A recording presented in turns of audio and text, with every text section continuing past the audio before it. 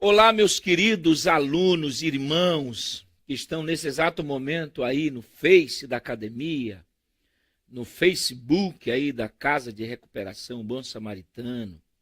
Nós estamos aqui falando dos estúdios da Academia dos Pregadores, projeto que começou no coração de Deus e foi extensivo e chegou a todos os nossos corações. Não só o meu, mas também como o coração de muitos professores, queridos professores, que dedicados estão em plena consciência de juntos estudarmos a palavra de Deus. Olha, nós estamos estudando hermenêutica. Nós vamos estudar hermenêutica 1, hermenêutica 2 e possivelmente hermenêutica 3. E só para que você fique aí aguçado com... Nós estamos tratando sobre os axiomas da Bíblia, as duas verdades infalíveis sobre a Bíblia. Nós estamos fazendo a transposição dos abismos entre nós e a Bíblia. Ok? Lembrando que nós não somos os leitores originais. Lembrando que quando a Bíblia foi escrita, não foi escrita pensando em nós. Ela tinha um objetivo. Passou a chegar até nós devido ao sopro de Deus. Não soprou os autores, mas soprou as palavras que os autores escreveram. Então, entre o autor e o leitor, há uma grande diferença. Eu não sou o autor. Eu não estava lá. E esses abismos devem ser diminuídos estudando o abismo cultural. E nós estamos estudando aí, não reclame da minha letra, porque a minha letra, escrevo meio hebraico com aramaico e umas vertentes no grego. E nós estamos aqui falando sobre o abismo linguístico, porque a Bíblia não foi escrita na nossa linguagem, porque não éramos os leitores originais. Então, venha conosco, divulgue a academia. Eu sei que esse projeto é de Deus. Eu sei que esse projeto nasceu no coração de Deus e foi derramado nos corações desse povo maravilhoso. Então, convido você para estudar comigo, estudar com tantos outros professores de Deus. Venham conosco, divulguem a academia, entendeu? Fale sobre a academia aí e que Deus te abençoe poderosamente. Então, vamos continuar a nossa aula. Fique com Deus, em nome de Jesus. Bom, meus amigos, queridos alunos, nós estamos vendo aqui o abismo linguístico. A aula passada, nós passamos aí no abismo linguístico. Lembro-me que eu disse aos senhores que, como a Bíblia não for escrita no nosso idioma, automaticamente nós precisamos conhecer, porque nós não somos os leitores originais da Bíblia, ok? A Bíblia não foi escrita para nós, chegou até nós.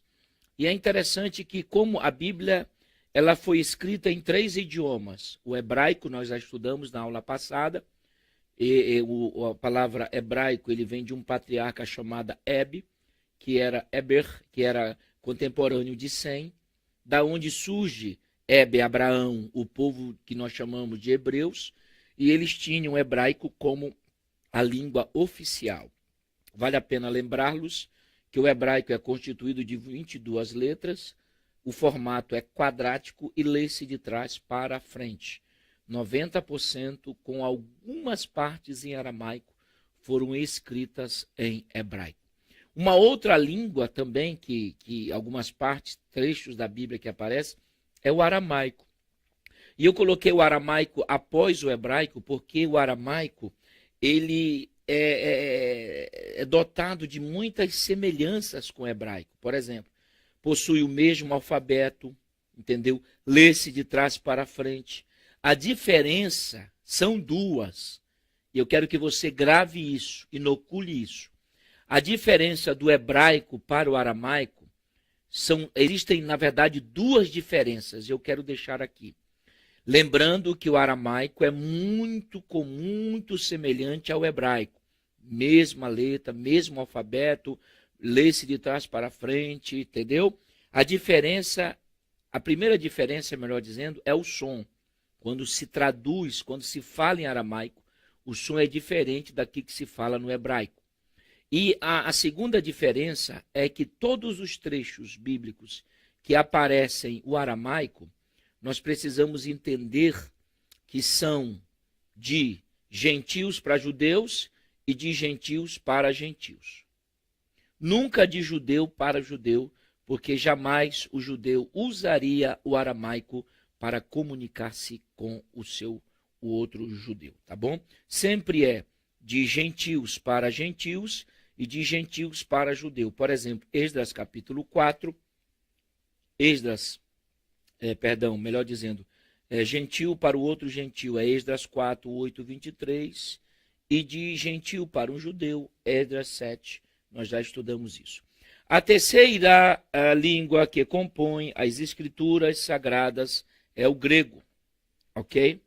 Vamos olhar aqui, vamos mudar a página, o grego, ok?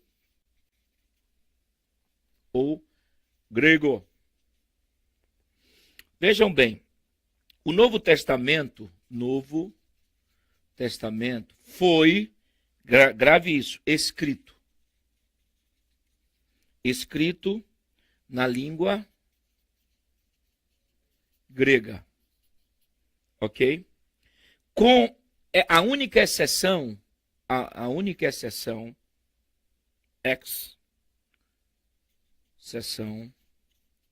foi o Evangelho de Mateus, ok? O Evangelho de Mateus. Isso aqui é muito bom nós aprendermos. O Evangelho de Mateus foi escrito em aramaico.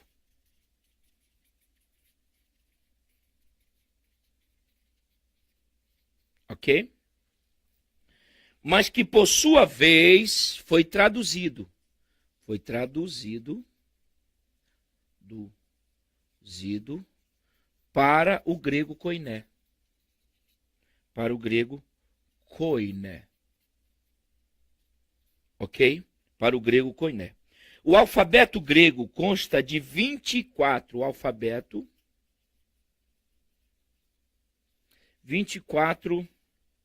letras. Aí isso aqui é muito nosso, né? A primeira é a alfa e a última é ômega. Ômega. Ok? Apocalipse, capítulo 1 e o 8. O grego das escrituras neotestamentárias é denominado grego koiné. Isto é, eu quero que você aprenda isso aqui. O grego koiné é um grego comum. Eu já disse isso em algumas aulas. É o grego comum.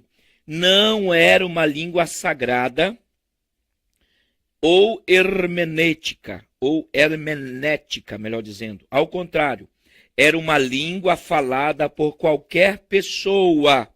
O koiné tornou-se uma língua universal, principalmente depois das conquistas de Alexandre Magno, no ano 330 a.C. Então, é muito interessante nós termos essa noção. Por exemplo, todo o Novo Testamento, com exceção do Evangelho de Mateus, fora produzido em grego. Só que o Evangelho de Mateus foi produzido em aramaico, mas depois ele foi transformado, ele foi, na verdade, traduzido para o grego koiné. O grego que nós temos no Novo Testamento, preste atenção, é um grego simples, popular, povão. Não é o grego que se fala na Grécia. Ali é um grego clássico. E eu tive o privilégio de estudar na PUC o grego clássico. Ok? Na verdade, na USP, o grego clássico. Então, é isso que nós temos que ter uma diferença. A Bíblia foi escrita numa linguagem, num idioma comum, no caso do Novo Testamento, tá bom? E graças ao Alexandre, o grego tornou-se uma língua oficial da época. Preste atenção. Todo estudante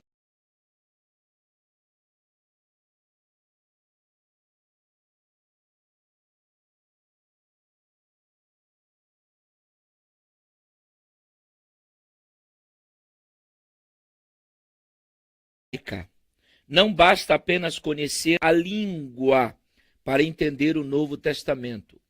É também necessário empatia com a cultura hebraica.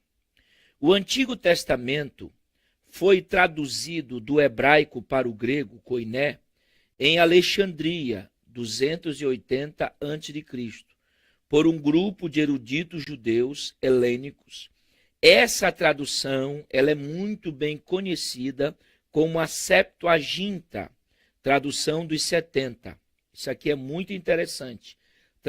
Essa tradução permitiu que a língua grega absorvesse a cultura hebraica, enquanto a cultura hebraica assimilava a riqueza de vocabulário e a universalidade do idioma grego. Essa união sempre esteve em busca do enlace ou do divórcio. Essa é a razão de muitos intérpretes procurarem explicar diversos textos bíblicos usando a cultura hebraica. Não obstante, o texto está na língua grega. O koiné foi universalmente difundido, tanto que Paulo escreve à igreja em Roma, não em latim, mas em grego. Ok? Isso aqui é muito interessante. Ó. Segundo o Dr. Lasson, o grego escrito pelo evangelista Lucas e pelo escritor aos Hebreus é o mais literário. O grego do Apocalipse, o mais comum. E classifica Paulo como um helênico educado. Olha, você podia gravar isso aqui, né? Isso aqui é muito legal para vocês. Lucas e Hebreus, o grego é mais clássico, nobre. O Apocalipse é o mais comum de todos. E Paulo usava sempre a filosofia, o mundo helênico que ele vivia. Toda a escritura sagrada foi escrita nessas três línguas por cerca de 40 escritores. Muitos deles escreveram mais de um livro. Os agiógrafos, os autores, melhor dizendo, possuíam as mais variedades funções possíveis, desde príncipes instruídos em todo o conhecimento da época, até pessoas simples, tais como boiadeiro e pescador.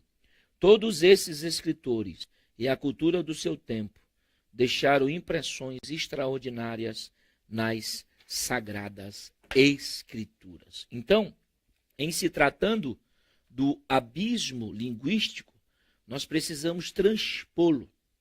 Nós precisamos chamar a Bíblia. Nós precisamos trazer a Bíblia. E para fazermos isto, nós precisamos conhecer alguma coisa do hebraico, do grego e do aramaico. Não se esqueçam mais. Novo Testamento todo foi produzido em grego, com exceção do Evangelho de Mateus em aramaico. Depois foi traduzido para o grego. O 90% do Velho Testamento foi produzido em hebraico. Vem de Héber, você já sabe. Com exceção das porções em aramaico. O aramaico é semelhante ao hebraico. 22 letras, quadrático, letras para frente, mas a diferença está no som, e a diferença está que no aramaico judeu escreve, gentio escreve para judeu, e gentio escreve para gentio, nunca judeu para judeu. Ok? Vamos olhar aí, meu Deus, o tempo corre. Vamos olhar mais um abismo, que é o abismo gramatical. Falamos do abismo cultural, o abismo linguístico, agora o abismo gramatical. Muito interessante. O abismo gramatical. Preste atenção. O abismo gramatical. Ou seja, veja só. Por que a interpretação gramatical? Por que gramatical é importante? Lógico, também que o gramatical tem tudo a ver com o linguístico também, né? Mas nós vamos tentar. Vários fatores destacam a importância de atentar para a gramática bíblia, o significado de palavras, de maneira que possam trazer alguma explicação para nós. Por exemplo, por quê? Por quê que nós devemos traduzir, ou seja, transpor o abismo gramatical? Primeiro, qual a importância? Primeiro, pela natureza da inspiração. Estamos tratando com um livro inspirado. Deu para entender ou está difícil? Segundo, o objetivo da exegese. Terceiro, o problema da comunicação.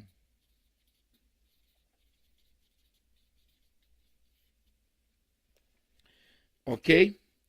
Quando eu analiso essas três características sobre a importância de nós transpormos o abismo gramatical, está voltada a essas três questões, porque nós estamos lidando com o livro inspirado. Segundo, nós precisamos fazer uma boa exegese. E terceiro, nós precisamos entender a comunicação deste livro. Então, isto é muito importante para todos nós que estamos estudando hermenêutica, porque quando eu analiso que a Bíblia tem um abismo gramatical, eu preciso me unir a ela. E unindo-me a ela, eu tenho que entender alguns pormenores. Por exemplo, estou lidando com a Bíblia que é de natureza divina. Por exemplo, se cremos que a Bíblia foi verbalmente inspirada, como esclarecido em outros tópicos, então acreditamos que cada palavra nela contida é importante. Talvez nem todas as palavras e frases tenham a mesma importância, mas todas elas têm uma finalidade. Do contrário, por que Deus as teria incluído? A interpretação gramatical é o único método que respeita integralmente